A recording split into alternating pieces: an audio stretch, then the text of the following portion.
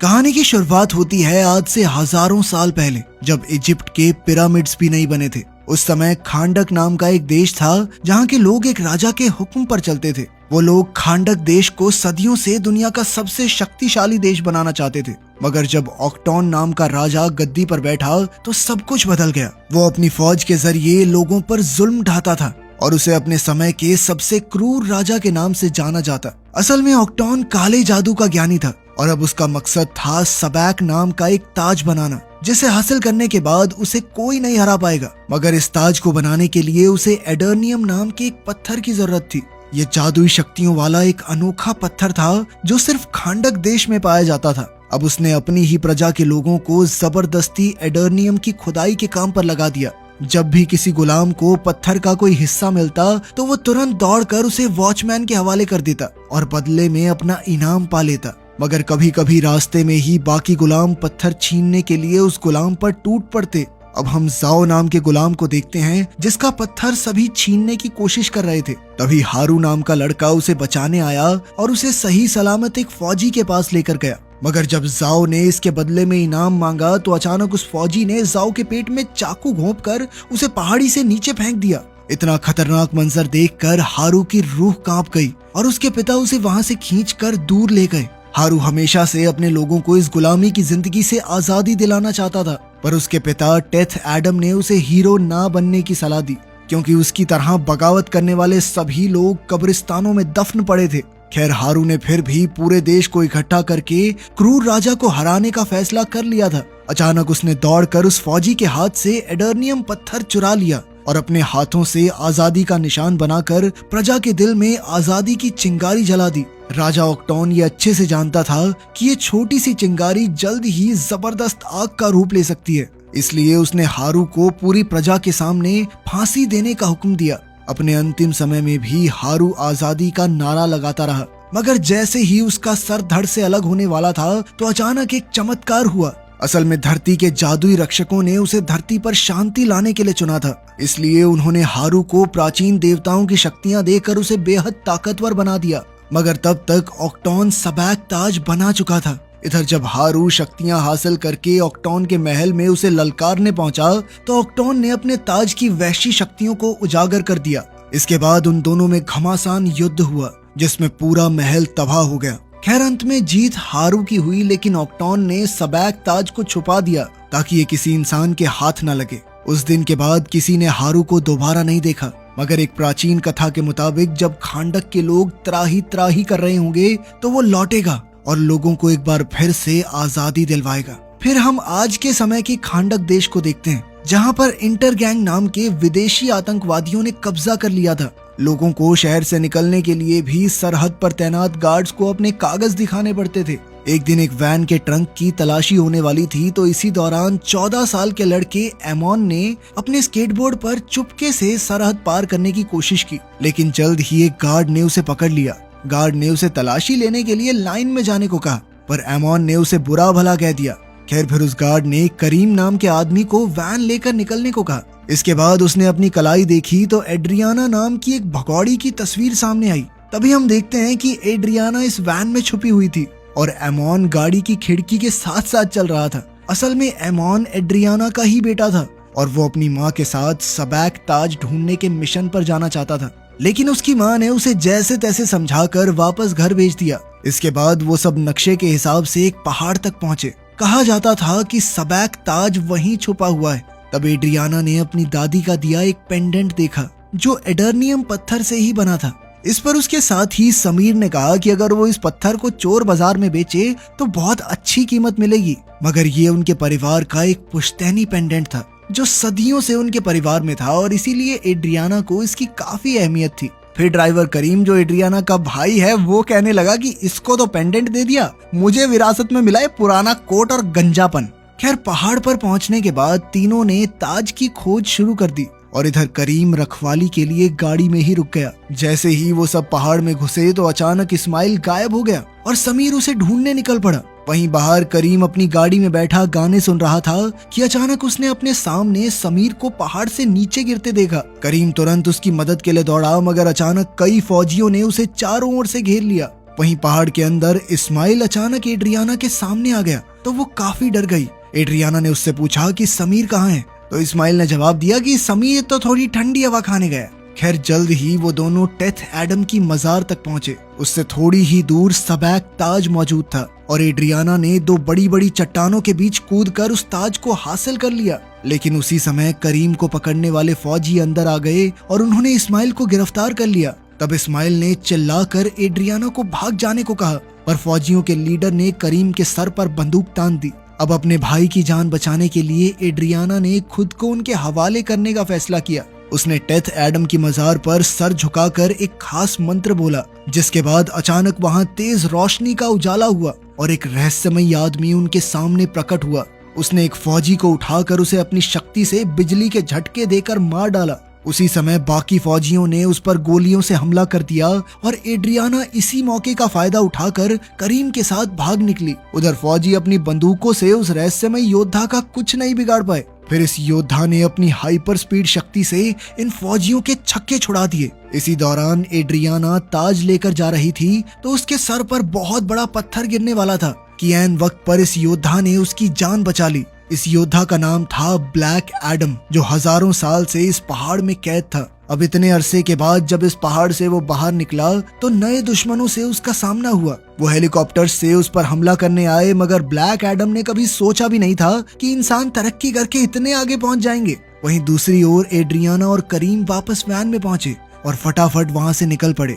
Adriana ने उसे बताया कि उसने ताज हासिल करके अपना मिशन पूरा कर लिया है। अब उनसे कुछ ही दूर भयंकर युद्ध शुरू हो चुका था। अब ब्लैक एडम ने दो हेलीकॉप्टर्स को आपस में टकराकर भीषण आग लगा दी थी। कुछ ही पलों में फौजियों से भरी सैकड़ों गाड़ियां वहां पहुंची तो ब्लैक एडम ने एक ही जगह पर खड़े होकर अपनी शक्तियों से उनका खात्मा कर दिया। आखिरकार अपने आसपास सब कुछ तबाह करने के बाद ब्लैक एडम एड्रियाना की वैन के सामने पहुंचा, पर तभी एक आखिरी फौजी ने उस पर बम फेंक दिया। मगर इतना जबरदस्त बम धमाका भी ब्लैक एडम का कुछ नहीं बिगाड़ पाया। आखिरकार ब्लैक एडम ने उस आखिरी फौजी को भी मार गिराया और थोड़ी जख्मी हालत में वहां से चला गया। तब करीम ने चैन की सांस ली, क्योंकि उसे लगा कि चलो गया पहलवान। मगर उसी पल अचानक ब्लैक एडम अपने जख्मों के कारण वापस धरती पर आ गिरा। उधर इस्माइल अब भी पहाड़ में ही था और तब उसे अपने आतंकवादी ग्रुप के मेंबर का फोन आया। असल में इस्माइल अंडरकवर एजेंट बनकर एड्रियाना के जरिए ताज हासिल करने आया था, मगर इस बार उसका मिशन नाकामयाब रहा। अब उसे एड्रियाना का पीछा करके उससे वो ताज छीनना होगा। वहीं दूसरी ओर जब हॉकमैन नाम के आदमी को ब्लैक एडम के फिर से जिंदा होने की खबर मिली तो उसने अपनी सुपर हीरोज की टीम को तुरंत काम पर लगने का हुक्म दिया। इस टीम में साइक्लोन नाम की लड़की थी जिसके पास हवा को काबू करने की ताकत थी। दूसरा था एडम स्मैशर नाम का लड़का जिसके पास अपने शरीर का आकार बदलने की शक्ति थी। इसके अलावा टीम का सबसे ताकतवर आदमी था डॉक्टर फेट। खैर अब वो तीनों हॉकमैन के बुलावे पर यूएसए में उसके बंगलों में पहुंचे। जल्द ही उन्हें पता चला कि वो एक इंटरनेशनल मिशन के लिए जाने वाले हैं। हॉकमैन चाहता था कि वो सब खांडक जाकर ब्लैक एडम नाम के एक सुपर ह्यूमन को पकड़कर उसके सामने लाएं।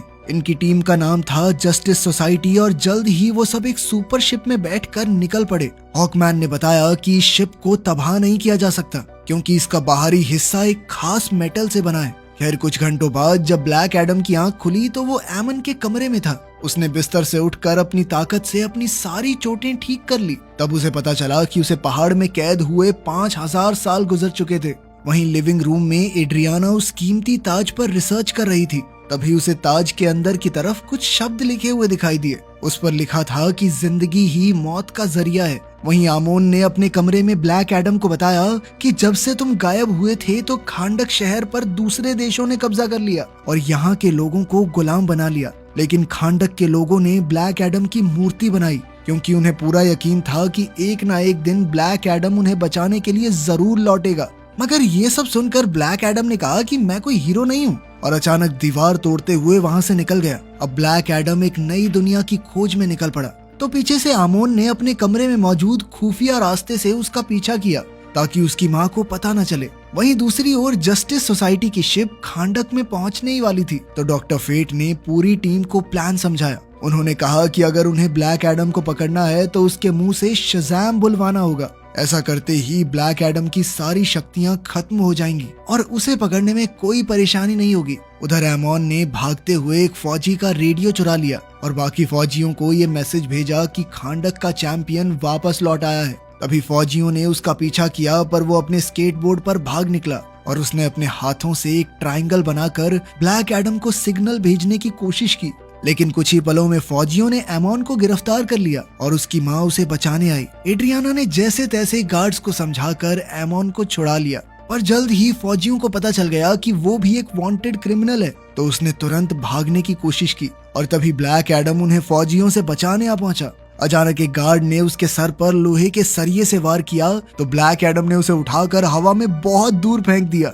जल्द ही फौजियों ने उस पर गोलियां चला दी तो चैंपियन ने उन्हें भी एक एक करके खत्म कर दिया। जैसे ही वो दो दुश्मनों को लेकर हवा में उड़ा तो उसी पल जस्टिस सोसाइटी की शिप उसके सामने आ गई। ब्लैक एडम ने उन फौजियों को आसमान से नीचे फेंक दिया तो हॉकमैन उनकी जान बचाने के लिए शिप से कूद गया। बीच हवा में उसने अपना हॉकमैन सूट एक्टिवेट किया और दोनों फौजियों को लेकर सही सलामत जमीन पर लैंड हो गया।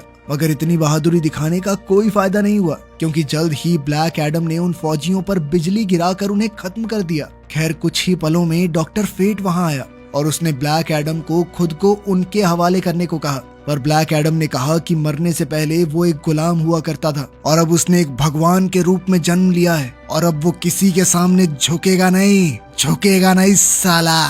खैर डॉक्टर फेट ने उस पर हमला किया और एडम का ध्यान भटकाने के लिए अपने दिमाग से चारों तरफ 5000 साल पुराने शहर का भ्रम पैदा किया। ब्लैक एडम अपना शहर देखकर हक्का बक्का रह गया और उसी पल हॉकमैन ने मौका देखकर उस पर जबरदस्त वार किया। अब ब्लैक एडम ने गुस्से में आकर हॉकमैन को जोरदार बिजली के झटके दिए और फिर हवा में ले जाकर पीटने लगा। तब डॉक्टर फेट ने उनके बीच में आकर ब्लैक एडम को वापस जमीन पर फेंक दिया। अब बारी थी साइक्लोन और एडम स्मैशर के हमले की। साइक्लोन ने अपनी शक्तियों से हवा में एक जबरदस्त बवंडर बनाया और इसी के जरिए ब्लैक एडम पर लोहे के सरियों से हमला करके उसे कैद करने की कोशिश की, मगर ब्लैक एडम इस हमले से भी आजाद हो गया। तो डॉक्टर फेट ने फिर से उसे गिरफ्तार करने की कोशिश की। उसी समय साइक्लोन और हॉकमैन ने मिलकर ब्लैक एडम पर आखिरी हमला किया। इससे ब्लैक एडम गुस्से से लाल हो गया और उसने अपनी सारी शक्तियां एक साथ उजागर करके सभी दुश्मनों को एक ही बार में धूल चटा दी। ब्लैक एडम को लगा कि वो जीत चुका है, पर तभी एडम स्मैशर ने अपने भारी भरकम मुक्के से ब्लैक एडम की हड्डी पसली एक कर दी। पर जैसे ही ब्लैक एडम उठ खड़ा हुआ तो उसने एक ही मुक्के में एडम स्मैशर को बेहोश कर दिया। इसके बाद वहां के लोगों ने खुशी में ब्लैक एडम की जीत के नारे लगाए और ब्लैक एडम वहां से चला गया। अब डॉक्टर फेट ने अपनी टीम से कहा कि कोई भी ब्लैक एडम का पीछा नहीं करेगा, क्योंकि वो जानता था कि उनमें से किसी के अंदर ब्लैक एडम को हराने की ताकत नहीं है। फिर डॉक्टर फेट अपनी टीम के साथ एड्रियाना के पास पहुंचा, क्योंकि उसने एक सपने में देखा था कि सैबक का ताज एड्रियाना के पास है, मगर एड्रियाना कहने लगी कि मेरे पास कोई ताज नहीं है। उधर हम देखते हैं कि जस्टिस सोसाइटी की टीम और ब्लैक एडम के युद्ध के दौरान एमोन ताज को अपने बैग में डालकर भाग गया था। अब एड्रियाना ने हीरोज की टीम के साथ महल जाने का फैसला किया, जहां ब्लैक एडम रहता था। प्राचीन कथा के मुताबिक 5000 साल पहले ब्लैक एडम इसी महल में अपने लोगों को आजाद करवाने गया था, मगर जस्टिस सोसाइटी के मेंबर्स ने कहा कि वो वहां आजादी दिलाने नहीं बल्कि बदला लेने गया था।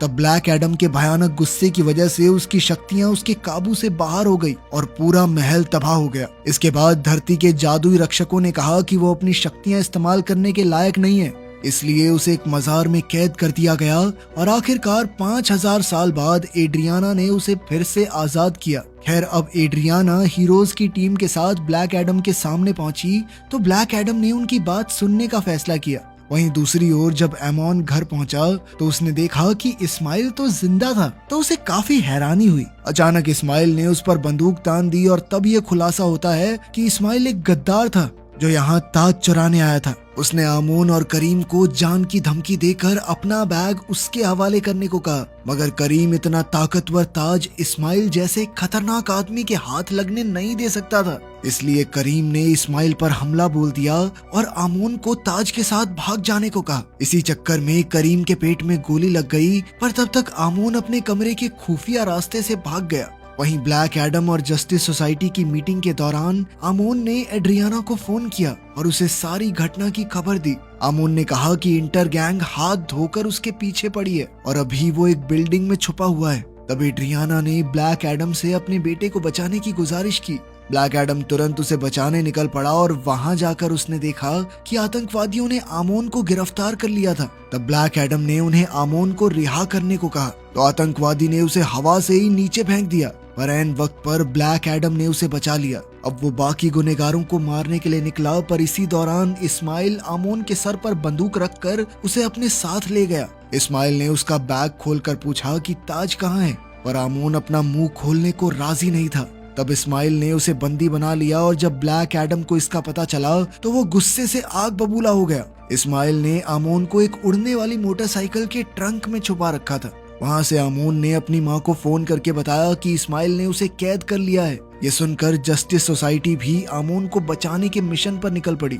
ब्लैक एडम एक एक करके मोटरसाइकिल्स की तलाशी ले रहा था और साथ ही दुश्मनों का सफाया करता जा रहा था। तब हॉकमैन ने उसे इस तरह लोगों की जान लेने से रोका, लेकिन चैंपियन किसी से ऑर्डर्स लेने वालों में से नहीं था।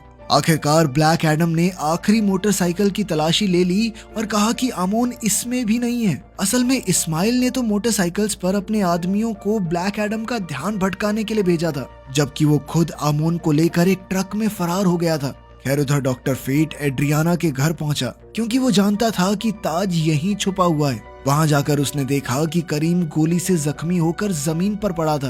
करीम की हालत बेहद नाजुक थी और उसे लग रहा था कि उसका आखिरी समय आ गया है, पर तब डॉक्टर फेट ने उसे शांत होने को कहा। असल में वो भविष्य देख सकता था और उसने कहा कि करीम की मौत आज नहीं होगी, वो बिजली के झटके से मारा जाएगा। ये सुनकर करीम ने चैन की सांस ली, लेकिन अब उसे शायद इलेक्ट्रिशियन का काम छोड़ना होगा। फिर करीम का शिप में इलाज शुरू हुआ और इधर एड्रियाना अपने घर में डॉक्टर फेट को देखकर हैरान हो गई। फेट ने उसे विश्वास दिलाया कि वो और उसकी टीम आमोन को ढूंढ निकालेंगे। कुछ ही पलों में ब्लैक एडम और हॉकमैन भी वहां आ गए और वो अपने साथ इंटर गैंग के 2 गुंडों को लाए थे ताकि डॉक्टर फेट उनका दिमाग पढ़ सके। लेकिन तभी ब्लैक एडम उन्हें उड़ाकर आसमान में हजारों फीट ऊपर ले गया और उन्हें नीचे फेंकने की धमकी देकर उनसे सवाल पूछे, और अपने सवालों के जवाब पाने के बाद भी ब्लैक एडम ने उन्हें नीचे फेंक दिया। बेचारे हॉकमैन ने जैसे तैसे उन्हें गिरने से बचाया। अब भी ब्लैक एडम का मन उन्हें जीने देने का नहीं था।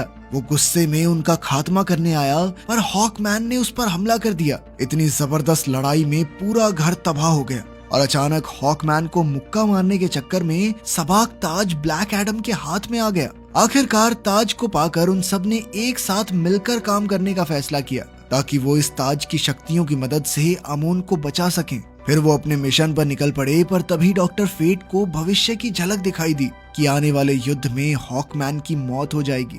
अब फेट ने इसका खुलासा करते हुए कहा कि जल्द ही उन्हें एक दूसरे को अलविदा कहना होगा।